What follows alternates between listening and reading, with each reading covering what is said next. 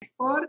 Hari ini saya Santi dari Kampus Ekspor Kementerian Perdagangan, Balai Besar Pendidikan dan Pelatihan Ekspor Indonesia akan ngobrol santai bersama salah satu fasilitator kita yang masih muda tentunya hari ini dengan Mas Fernandes Raymond. Selamat sore, Mas Fernandes. Ya, selamat sore, Ibu. Oke, mungkin sebelum kita ngobrol dalam nih mengenai materi yang akan kita review hari ini, mungkin sedikit perkenalan dari Mas Fernandes. Siapa sih Mas Fernandes ini? Boleh Mas? 1 menit mungkin. Oke, baik. Jadi nama saya adalah Fernandes Raymond. Saya tinggal di daerah Kota Malang, Jawa Timur. Jadi kalau Bapak Ibu nanti ke Malang mungkin bisa mampir ke tempat saya buat sharing-sharing langsung. Kemudian saya merupakan pengusaha dan juga trainer atau fasilitator di PPI. Jadi saya memulai usaha saya di tahun 2014, yaitu membuat usaha di bidang IT. Kemudian di tahun 2017 saya membuat usaha bumbu masak rendang, ya UMKM sama seperti Bapak Ibu yang hadir juga mungkin di sini. Jadi saya sudah pernah ekspor bumbu masak rendang saya. Waktu itu saya ekspor ke Asia Tenggara, ke beberapa negara di Asia Tenggara. Kemudian saya juga mengikuti TOX atau Training of Exporters yang diadakan oleh PPI. Jadi saya ini merupakan alumni PPI juga di tahun 2018. Kemudian saya sekarang sedang fokus juga untuk ekspor keripik buah dari Malang ke beberapa negara seperti ke Malaysia, kemudian ada ke Australia dan juga beberapa negara lainnya. Kemudian saya juga sedang membangun sebuah coworking space yang nantinya saya akan membina UMKM-UMKM yang ada di Kota Malang dan mungkin juga daerah-daerah sekitarnya, bagaimana caranya mereka bisa berkembang bahkan bisa sampai ekspor. Oke, menarik sekali nih ya. Masih muda tapi banyak sekali kegiatannya. Terutama hari ini kita akan bicara mengenai ekspor ya Mas, karena kita tahu kami dari Balai Besar Pendidikan dan Pelatihan Ekspor Indonesia, Kementerian Perdagangan, kami ini salah satu unit pelaksana teknis terkait perdagangan internasional, khususnya bagaimana membina pelaku usaha untuk kegiatan ekspor. Menarik sekali tadi Mas Fernandes sudah menceritakan siapa sih Mas Fernandes. Nah, salah satu tadi kan yang disampaikan Mas Fernandes itu sudah ekspor nih, keripik nih. Kita pengen tahu nih, satu pertanyaan yang biasanya kerap sekali ditanyakan oleh pelaku usaha itu adalah bagaimana sih mencari pembeli. Nah, mungkin kita review hari ini bagaimana mencari pembeli. Biasanya Mas Fernandes gimana sih kalau mencari pembeli? Baik, karena saya ini memang dunianya dunia IT basicnya ya Ibu ya. Jadi memang saya lebih banyak menggunakan teknologi online atau internet untuk mencari buyers gitu. Baik itu untuk mencari orderan, baik itu untuk mencari data-data buyers ataupun untuk mempromosikan produk-produk saya ke luar negeri. Selain Bisa itu ya? bisa Ibu, bisa. Bisa Selain ya? itu saya juga aktif di komunitas-komunitas yang mana komunitas itu tingkatnya internasional, ya beberapa itu tingkatnya internasional. Kemudian di situ saya bisa bersosialisasi dengan mereka, saya membangun hubungan baik dengan mereka yang pada akhirnya kita menuju ke arah bisnis. Oke, jadi 2 poin yang saya dapat dari pembicaraan ini adalah pertama, kita bisa loh cari data buyer atau pembeli dari internet, dan kedua kita harus memperluas jaringan, terutama jaringan secara internasional. Gimana sih Betul. nyari pembeli lewat internet tuh gimana sih, Mas? Sebenarnya ada banyak sekali Ibu kalau cara untuk mencari data pembeli di internet. Boleh Ada dong, beberapa website, kuncinya 1, iya boleh. ya, ada beberapa website yang memang sudah mempertemukan antara penjual dan pembeli atau suppliers dan juga buyers. Itu ada website. Nanti mungkin kalau saya bisa lihatkan slide presentasi, nanti saya bisa melihatkan websitenya Ibu ya. Kemudian dari marketplace juga bisa Ibu. Jadi kalau misalkan saya biasanya membagi itu ada dua cara, yaitu yang berbayar maupun tidak berbayar. Ya kan? Oke, kita senangnya nggak berbayar nih biasanya di pelaku yang usaha yang tidak pertama nih. Heeh. yang tidak berbayar Ibu ya. Jadi Ya.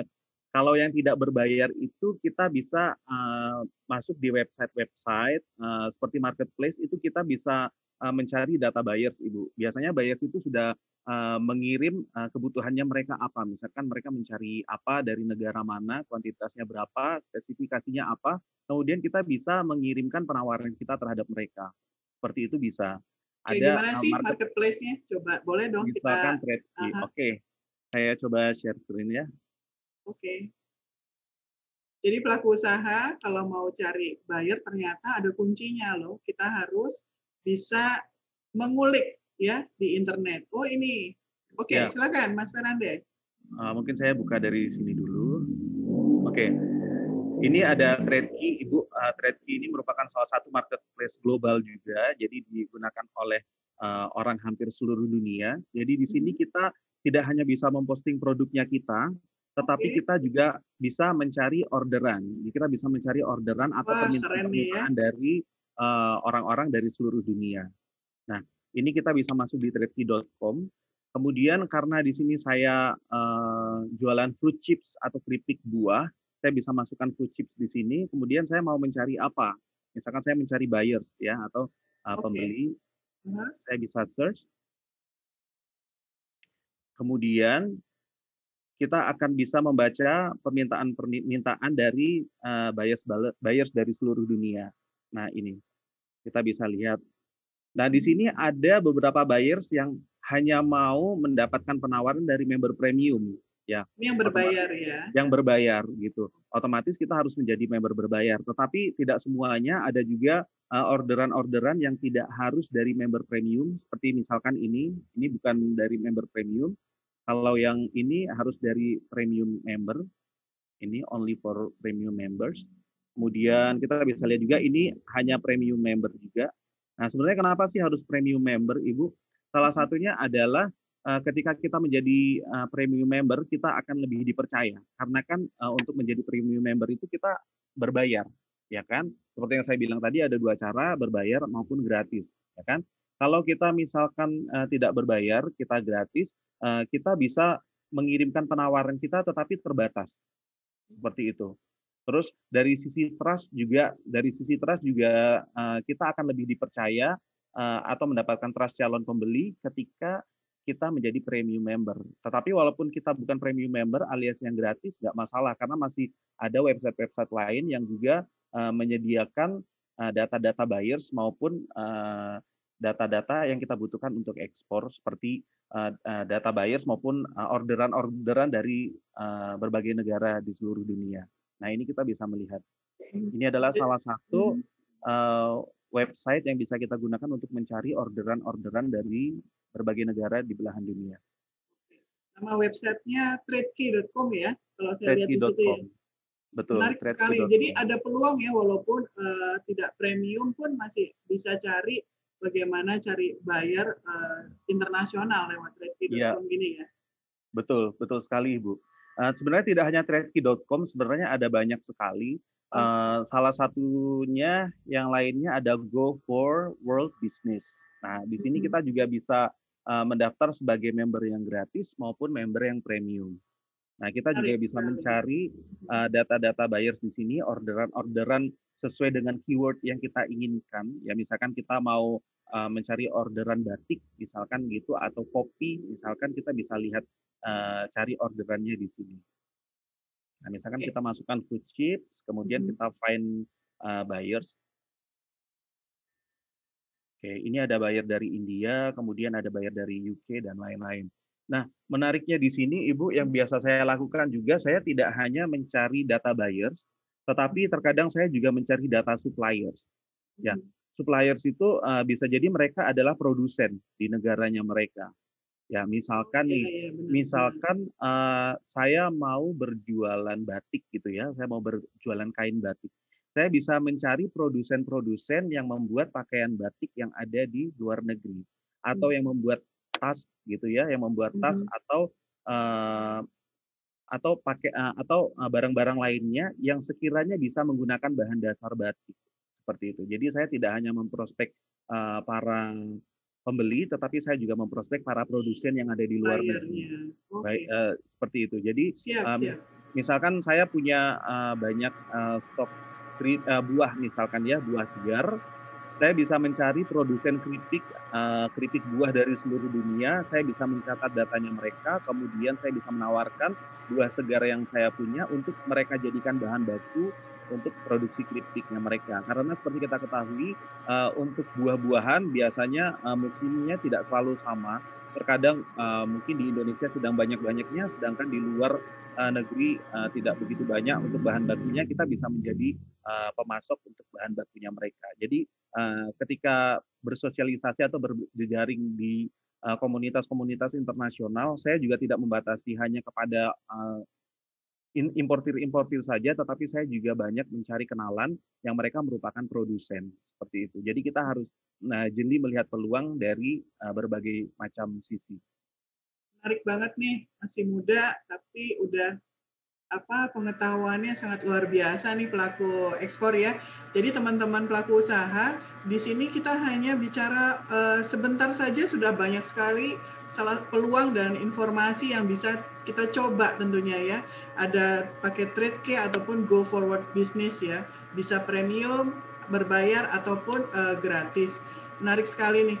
Nah, tadi kan disebutin ya salah satu pengalaman dari Mas Fernandes ini karena mengikuti training of exporter di Balai Besar Pendidikan dan Pelatihan Ekspor Indonesia. Itu gimana sih manfaatnya buat Mas Fernandes nih untuk kegiatan kita nih? Ya, kalau menurut saya memang kegiatan TOX itu sangat bermanfaat sekali untuk kita karena apa? Kita tidak hanya diajarkan bagaimana caranya untuk ekspor, bagaimana menghitung biaya ekspor dan lain-lain, tetapi kita akan apa ya istilahnya? Kita itu mulai dari dasar, mulai dari mindset kita sudah diubah terlebih dahulu. Kemudian kita juga akan diajarkan bagaimana caranya untuk membuat international business plan. Kalau kita berbicara international business plan sama seperti business plan biasa, tetapi ini untuk tarafnya internasional, untuk targetnya adalah perusahaan yang ke internasional. Di sini kita bisa diajarkan mulai dari dasar banget, mulai dari kita menentukan segmen pasarnya, kemudian kita menentukan value stream-nya kita dari mana aja, kemudian kita menentukan key partnernya kita dari mana aja. Pokoknya itu bisa dari basic banget gitu. Jadi kita istilahnya kalau kita bicara ekspor, kadang kan kalau buat UMKM itu mereka sudah ingin ekspor, tetapi basic atau dasar dari perusahaannya sendiri masih belum kuat. Ya kan, perencanaan perusahaan 1 tahun ke depan, 5 tahun ke depan tuh masih belum kuat gitu. Itu yang mungkin tidak didapatkan dari pelatihan-pelatihan lain gitu. Bahkan kalau saya sendiri yang dulu saya mengikuti pelatihan TOX itu, saya rencana ingin produksi bumbu masak, rendang daging dulu. Kemudian setelah saya belajar tentang ekspor, mengenal lebih jauh tentang ekspor, oke ternyata ekspor rendang daging itu agak susah karena ini itu. Ya, saya sesuaikan dengan kemampuan saya saat itu. Kemudian saya merubah produknya saya. Sebenarnya bukan merubah produknya saya, tetapi saya memilih produk saya yang lainnya yang lebih mudah untuk diekspor, yaitu bumbu rendang. Tapi waktu itu saya pilih bumbu rendang basah. Kemudian kita diarahkan sama mentor hampir 1 tahun waktu itu. Beberapa bulan awal kita fokus ke pemilihan produk kita karena kadang kita produsen kan ada punya banyak sekali jenis-jenis produk ya kan, kayak saya ada bumbu masak rendang, saya punya rendang daging, saya punya rendang tempe juga, ada rendang suwir dan lain-lain. Kemudian akhirnya saya berpikir konsultasi dengan para mentor atau fasilitator juga. Akhirnya saya berpindah dari bumbu masak rendang menjadi dari rendang daging menjadi bumbu masak rendang basah. Oke, jadi ada diversifikasi, betul, diversifikasi betul produk sekali, ya. betul. Nah, kemudian semakin luasnya pengetahuan kita lagi melalui program ini, akhirnya saya merubah produknya saya dan akhirnya saya membuat produk yang baru, Ibu, yaitu bumbu masak rendang bubuk. Ya, bubuk. Jadi saya merubah bagaimana caranya bumbu masak rendang saya yang awalnya tadi berminyak, yang akhirnya dari awalnya tadi berminyak, kemudian berubah menjadi kering, ya, jadi dry seasoning gitu, dan itu akan lebih mudah untuk diekspor. Ya, kita bisa tanpa menggunakan pengawet, tetapi kita bisa tahan lebih lama dan lebih tahan terhadap panas juga seperti itu. Oke, makasih nih pengalamannya Mas Fernandes hari ini kita sudah sharing bagaimana sih mencari pembeli atau buyer ya dalam hal ini, dan bagaimana suatu program di PPI bisa merubah mindset dan juga memperluas informasi terkait pasar dan diversifikasi produk. Makasih ya Mas Fernandes sharingnya hari ini. Oke, pelaku usaha ekspor Kita ketemu lagi di next session. Ya, jangan lupa untuk selalu buka kegiatan-kegiatan kita ada di website ppei.kemendak.go.id. Bersama saya Santi dari Kampus Ekspor Balai Besar PPI. Sampai ketemu lagi. Terima kasih Mas Fernandes. Sama-sama, Bu Assalamualaikum Santi. warahmatullahi wabarakatuh. Waalaikumsalam warahmatullahi wabarakatuh.